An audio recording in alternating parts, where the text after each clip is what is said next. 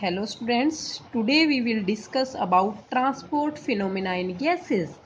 That is how the gas molecules moves and what transport phenomena exist in the gases. Up to now in kinetic theory of gases, we have considered the concept that gas exists in equilibrium condition, in complete equilibrium. But to study the transport phenomena in gases, we take the assumption that gas is not in equilibrium. There is difference in the number of molecules from one side to another side. There is difference in velocity of the molecules. There is difference in temperature and all these. So when the gas is not in equilibrium, then the different phenomena can take place like viscosity, thermal conduction and diffusion. When the gas is not in equilibrium, either these three phenomena can exist independently. ये तीनों के तीनों जो phenomena हैं वो इकट्ठे भी हो सकते हैं तीनों, thermal conduction, viscosity and diffusion. वो all the three phenomena can take place subsequently, और वो तीनों एक साथ भी आपके गैस में एग्जिस्ट हो सकते हैं या इनमें से कोई एक भी आपका टेक प्लेस हो सकता है. So this depends upon the कि ये तीनों फिनोमेना एक साथ एग्जिस्ट होंगे या कोई एक एग्जिस्ट होगा या दो एग्जिस्ट करेंगे. ये किस पे डिपेंड करेगा? That depends upon the condition of the gas. Temperature difference क्या है, प्रेशर क्या है, डेंसिटी क्या है गैस की. All these depends upon the these physical quantities of the gas. So if we take there is the difference in the velocity of the gas molecules. Velocity of the gas molecule is not same in all part of the gas. Then अगर gas आपकी क्या है, gas में जो molecules हैं वो layer में follow हो रहे हैं. एक लेयर में एक वेलोसिटी के मोलिक्यूल्स हैं, अदर लेयर में डिफरेंट वेलोसिटी के मोलिक्यूल हैं. Then there will be different velocity of the molecules in different layers of the gas. So there will be, when there is difference in velocity between the different number of molecules along the different layers, there will be relative motion between the different layers of the gas with respect to each other. So there will be relative motion. कि हमने कम ज़्यादा velocity कैसे बताई कि एक लेयर में number of molecules की वेलोसिटी ज़्यादा है as compare to the velocity of the molecules with respect to the other layer. तो अदर लेयर के रिस्पेक्ट में हमने वेलोसिटी बताई है. So there will be the relative motion between the different layer of the molecules.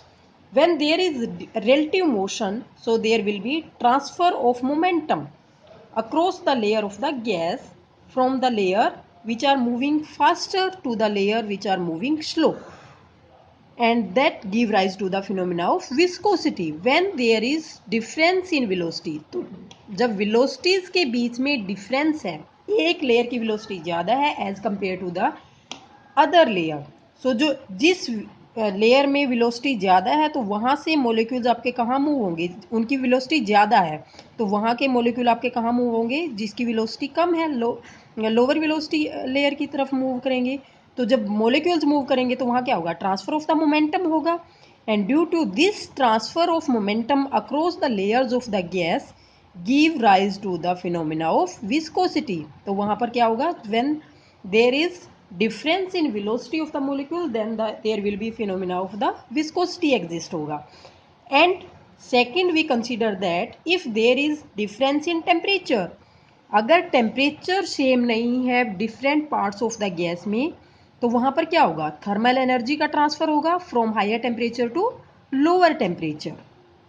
तब जब thermal energy आपकी transfer हो रही है from one point to another point, then there will be the phenomena of conduction. There will be the conduction phenomena exist होगा.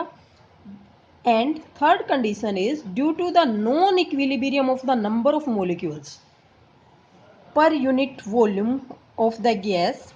Number of molecules equilibrium में नहीं है, एक पॉइंट पे नंबर ऑफ मोलिक्यूल ज़्यादा है, अदर पार्ट में number of molecule कम है. तो नंबर ऑफ मोलिक्यूल क्या होंगे, from higher density to lower density move करेंगे. So there will be the diffusion phenomena of diffusion takes place in a gas. So these three phenomena depends upon the conditions of the gas. Velocity of the gas molecule कैसी है, temperature कैसा है, density of the molecule कैसी है. So first we take the gaseous viscosity. What is the viscosity phenomena taking place in gases? Viscosity कब होती है? Due to the shearing motion. Shearing motion means layers में motion हो रहा है. Layers में जो मोशन होता है गैसेस का, लेयर में मोशन की वजह से there will be the phenomena of viscosity. And viscosity कब एग्जिस्ट हो रही है? There is the difference in velocity of one layer of the molecules to the with respect to the another layer. तो इसके लिए हम कंसीडर कर लेते हैं, let us consider gas moving in xy plane.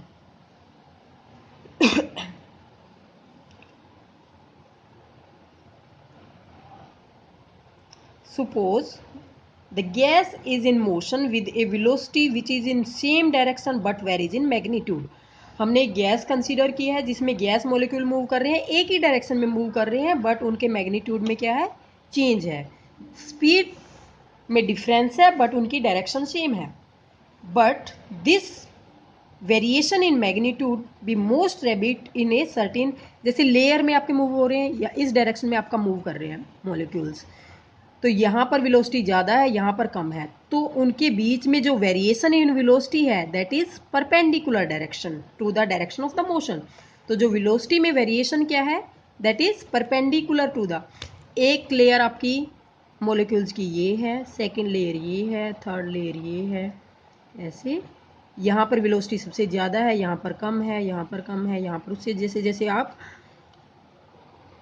नीचे जाते रहोगे वेलोसिटी कम होती रहेगी आपके. तो जो चेंज इन वेलोसिटी है, इन दोनों लेयर के बीच में जो वेलोसिटी डिफरेंस है वो क्या है? Perpendicular to the direction of the velocity है. So the maximum rate of variation of the velocity, तो किस रेट से वेरिएशन हो रही है वेलोसिटी में, that is known as the velocity gradient. Velocity gradient means distance के साथ कितना वेरिएशन है वेलोसिटी में. And experimentally it is found that the stress which act on the gas across any plane perpendicular to the direction of the velocity gradient is not simply the pressure normal to the plane, but also have a, it is not only the pressure but tangential component, that is the shearing component भी है जो layers की वजह से है. The direction of the tangential component is always such that it tends to equalize the velocity at different points. जो tangential component आपका act कर रहा है ऑन द डिफरेंट लेयर्स, वो क्या करेगा? अलग अलग लेयर्स की वेलोसिटी को इक्वलाइज करने की कोशिश करेगा. इस लेयर की वेलोसिटी ज़्यादा है, इसकी कम है. हम कंसीडर कर रहे हैं कि एक गैस फ्लो कर रही है in, this is X direction, this is Z direction, this is Y direction. The gas is moving in X Z plane and parallel to X Z plane and along X axis. Along X axis आपकी move कर रही है. तो जो x axis क्या है आपकी? Rest पर है. तो इसके साथ इसके कॉन्टेक्ट में जो लेयर होगी वो क्या होगी? रेस्ट पे होगी.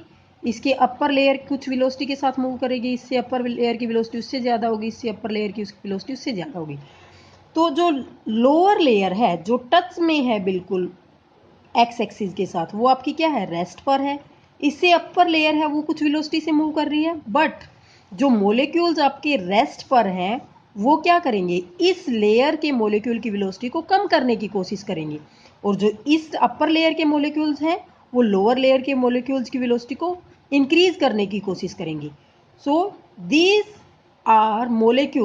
molecules are opposing the motion of each other. एक दूसरी लेयर के मोलिक्यूल्स की वेलोसिटी को कम ज़्यादा करने की कोशिश कर रहे हैं. तो उस रेजिस्टेंस को हम क्या बोलते हैं? Viscous force. The force acting on the molecules with respect to the layer of one another of the molecules is known as viscous force. And the whole phenomena, so ये आपका जो विस्कस फोर्स है डिफरेंट लेयर्स के बीच में exist करता रहेगा, अपर लेयर लोअर लेयर पे and lower layer upper layer पे। So this phenomena is known as viscosity. और जो वेलोसिटी डिफरेंस है आपका, वेलोसिटी डिफरेंस किसके अलोंग है, y एक्सिस के अलोंग है, so this is known as velocity gradient. and due to this velocity gradient there is always a relative motion between the different molecules of the gas, and this phenomena is known as viscosity. The viscous force जो एक layer दूसरी layer पे लगा रही है, that is the viscous force acts tangentially to a point। तो एक point पे आपका क्या होगा, टेंजेंशियल होगा, and that is per unit area. The viscous force per unit area is given by minus neta into dv by dy. dv by dy is the velocity gradient and neta is the coefficient of viscosity.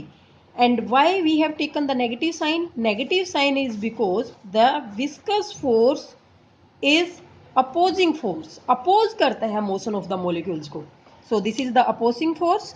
So and neta is the coefficient of viscosity. Now we have to calculate the expression for the coefficient of viscosity. Coefficient of viscosity we can calculate. For this we consider the motion of the molecules आपके xz plane में है, parallel layers में move कर रहे हैं, parallel layers में आपके molecules move कर रहे हैं, and parallel to the X axis के पैरेलल मूव कर रहे हैं, and perpendicular to the Y axis, इस डायरेक्शन में मूव कर रहे हैं। आपकी वाई एक्सिस ये है, तो इनका मोशन क्या होगा, परपेंडिकुलर टू वाई एक्सिस होगा। और velocity gradient, difference in velocity of the different layers along Y axis, that is the velocity gradient dv by d y. ठीक है, तो जैसे जैसे आपकी y एक्सिस के अलोंग डिस्टेंस इंक्रीज हो रही है, आपकी वेलोसिटी क्या हो रही है, इंक्रीज हो रही है। So for this we consider a reference layer. Reference layer हमने कंसीडर कर ली है CD। We consider the reference layer CD that is moving with velocity v, and we consider another layer EF above from the CD and AB layer below from CD at a distance lambda. Both are at the same distance lambda from the layer CD. The velocity इनके बीच की distance कितनी है, lambda है। इसकी velocity क्या है, v है, तो अपर लेयर की वेलोसिटी क्या होगी, इससे ज़्यादा होगी। और वेलोसिटी ग्रेडियंट इन दोनों के बीच में डिस्टेंस के साथ कितना वेलोसिटी में डिफरेंस है, that is dv by dy। और इन दोनों के बीच की डिस्टेंस कितनी है, लैम्डा है, तो दोनों के बीच में वेलोसिटी का कितना डिफरेंस होगा, lambda dv by dy। So the velocity of molecules in EF layer क्या होगी, v plus lambda dv by dy होगी। और जो लोअर लेयर में मोलिक्यूल्स हैं उनकी वेलोसिटी क्या होगी, v minus lambda dv by dy। When there is the difference in velocity of the molecules, so there will be the transfer of momentum।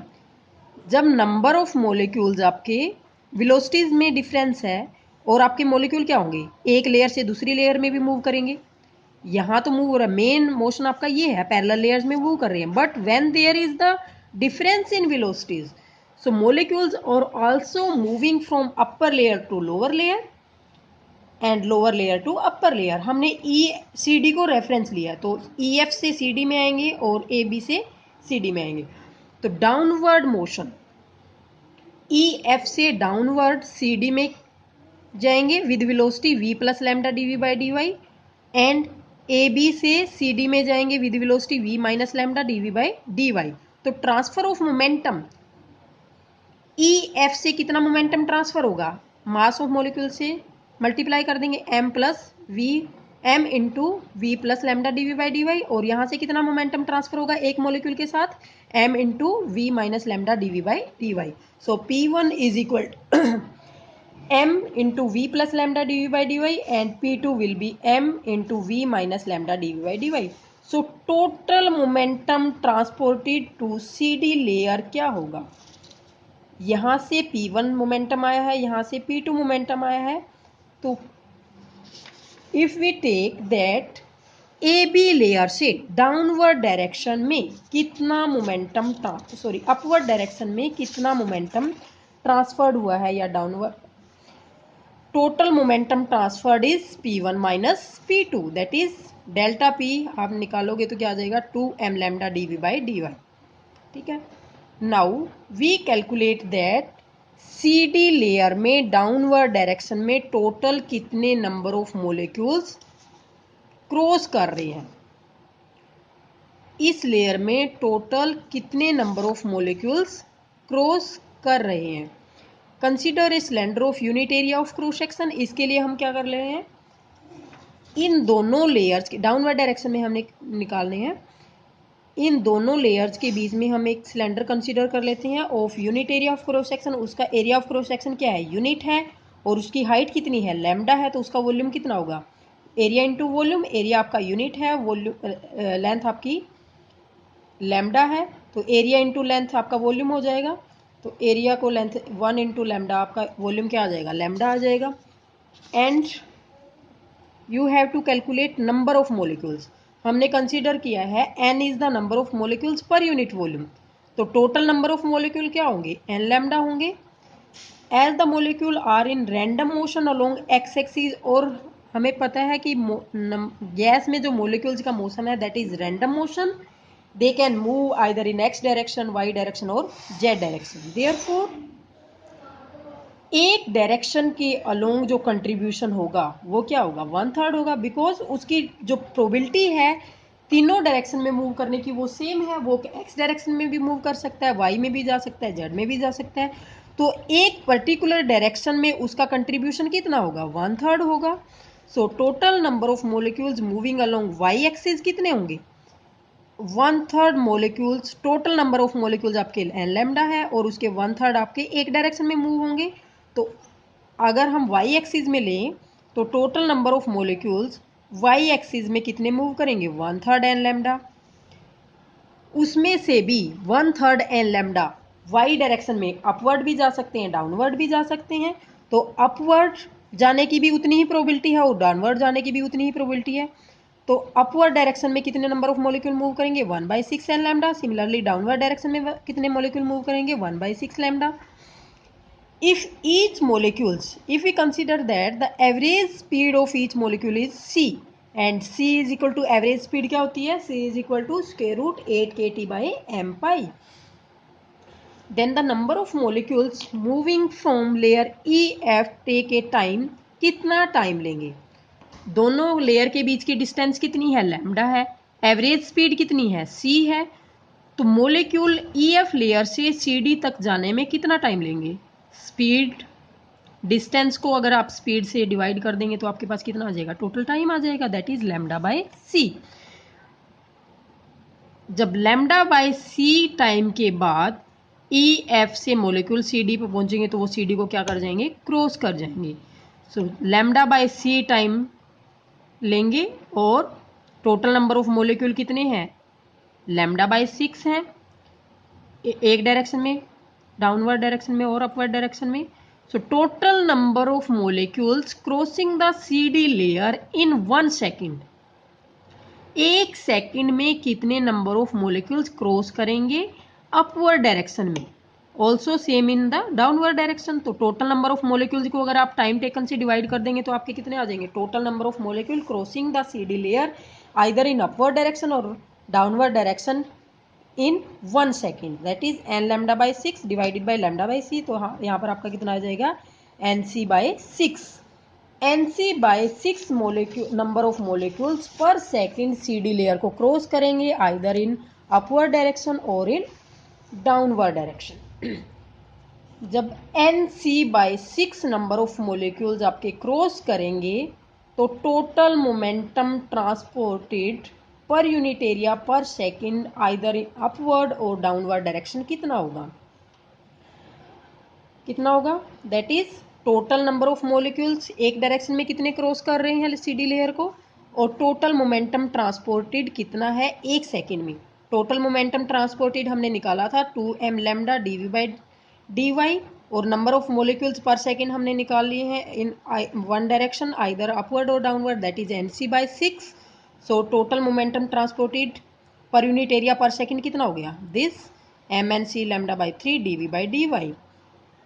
Also this is the momentum per unit area per second, and momentum per second क्या है, rate of change of momentum with respect to time क्या होता है, force होता है. So this will be equivalent to the viscous force per unit area.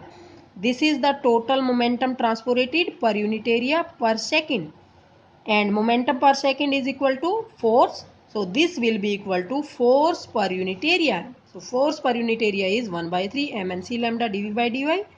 So that is equal to, और हमने निकाला था viscous force is equal to minus Neeta dv by dy. Therefore we have minus Neeta dv by dy is equal to this. From here we have calculated coefficient of viscosity. Neeta is equal to minus 1 by 3 mnc lambda, and mn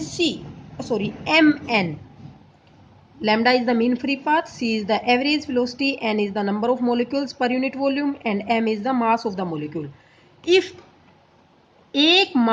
एक molecule के मास को total number of molecule से multiply कर दें तो वो आपका कितना हो जाएगा, टोटल मास हो जाएगा. m और n क्या है आपका, नंबर ऑफ मोलिक्यूल्स पर unit volume. This will be capital m, m by v. मास पर यूनिट वॉल्यूम आपकी क्या होती है, density. So Neeta is equal to minus 1 by 3 rho c lambda. Therefore Neeta, that is coefficient of viscosity, is depending upon density, average speed and mean free path of the molecules. And mean free path आपको पता है, that is equal to 1 by square root 2 pi d square n.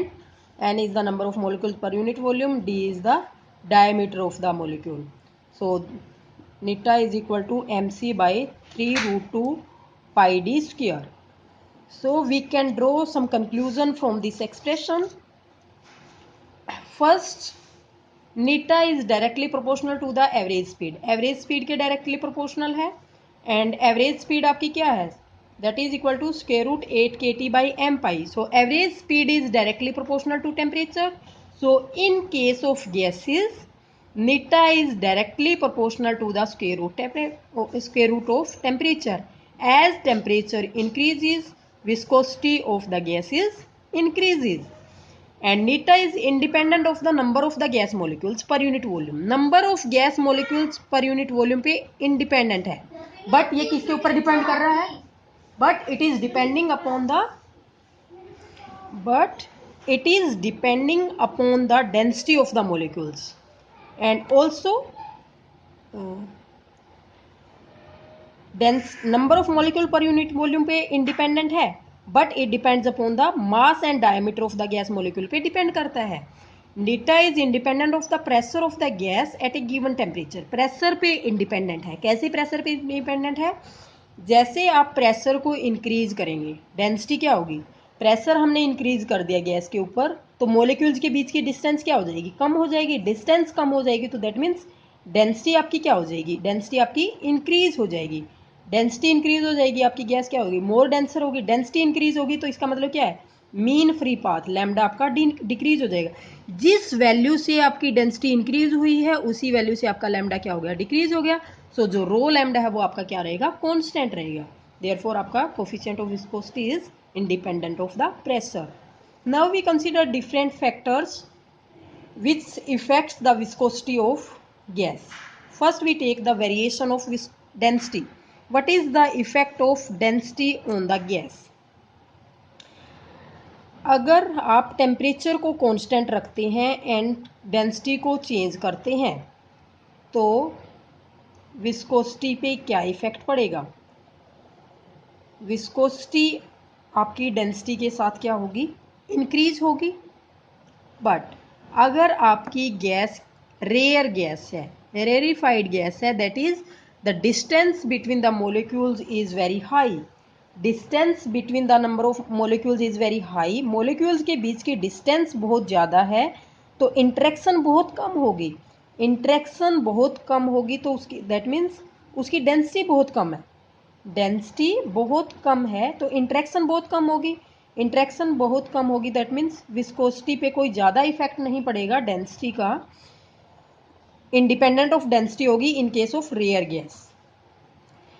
We consider, but अगर आपकी density ज़्यादा है, sorry आपकी rare gas ना होके आपकी गैस रेयर नहीं है, that is number of molecules की डिस्टेंस कम है, डिस्टेंस कम है तो डेंसिटी, दैट मीन्स डेंसिटी ज़्यादा है, डेंसिटी ज़्यादा है तो उसका इफेक्ट पड़ेगा नीटा पे, डेंसिटी ज़्यादा है तो आपके नीटा भी क्या होगी, ज़्यादा होगी। बट रेयर गैसेज के केस में this is independent of the density.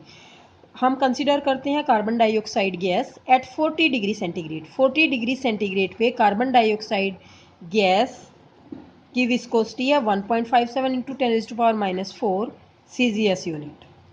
CGS unit is poise at 1 atmospheric pressure. 1 atmospheric pressure पे आपकी डेंसिटी, सॉरी विस्कोसिटी ये है। बट जैसे ही आपने प्रेशर को इंक्रीज किया, तो नंबर ऑफ मॉलिक्यूल्स के बीच की डिस्टेंस क्या होगी, कम होगी। डिस्टेंस कम होगी तो दैट मीन्स डेंसिटी इंक्रीज होगी। डेंसिटी इंक्रीज हुई तो आपका viscosity 4.83 into 10⁻⁻4 centimetre in CGS unit हो जाएगी। So it is nearly directly proportional to the density. Density के डायरेक्टली प्रोपोर्शनल है।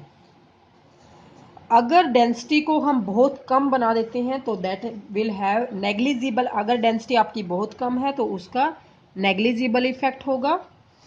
बट अगर डेंसिटी ज़्यादा है तो they it will have effect on the viscosity of the gas. Next we consider the effect of temperature.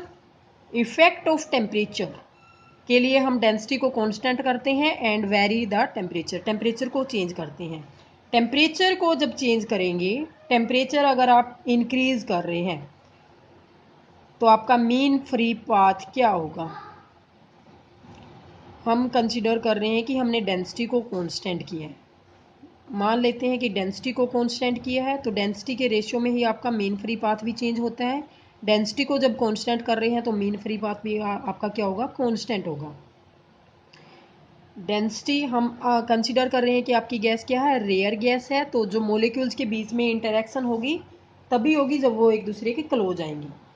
But तो रो और lambda का effect तो आपका कैंसिल हो गया। टेम्परेचर के साथ कैसे वेरी करेगी, टेम्परेचर आपकी जो विस्कोसिटी है that is directly proportional to the average speed of the molecules. Average speed is directly proportional to the square root of temperature because C is equal to square root 8 kT by mpi, directly proportional to the absolute temperature, and आपकी viscosity is directly proportional to average speed. So जैसे जैसे आपका temperature increase होगा, average speed increase होगी तो आपकी viscosity क्या होगी, इंक्रीज होगी। Relative motion of the molecules आपका क्या हो जाएगा, इंक्रीज हो जाएगा। रिलेटिव मोशन इंक्रीज हो जाएगा तो that means viscous force increase होगा विच relatively increase the viscosity of the gas. So interesting factor in case of gases is that viscosity of gases increases with increase in temperature, but viscosity of liquid decreases with increase in temperature, because in case of liquids or fluids जैसे जैसे आप temperature को increase करोगे molecules की mobility increase हो जाती है। Mobility increase होगी तो उनकी वेलोसिटी इंक्रीज होगी। वेलोसिटी इंक्रीज होगी तो आपका जो फ्लूइड है उसकी लिक्विडिटी इंक्रीज हो जाएगी। फ्लूइड में मोलिक्यूल्स के बीच की डिस्टेंस इंक्रीज हो जाएगी तो विस्कोसिटी आपकी क्या होगी, डिक्रीज होगी। But in case of gases के केस में क्या है कि जो जैसे जैसे आप टेम्परेचर को इंक्रीज करेंगे, टेम्परेचर को इंक्रीज करने से मोलिक्यूल्स के बीच में कोलिजन इंक्रीज हो जाएगा। डिफरेंट मॉलिक्यूल्स के बीच में कोलिजन इंक्रीज होगा तो that means relative motion increase हो गया। रिलेटिव मोशन इंक्रीज होने से क्या होगा, विस्कस फोर्स इंक्रीज होगा, that indirectly increase the viscosity of the gas. Hence this is all about the viscosity of the gases.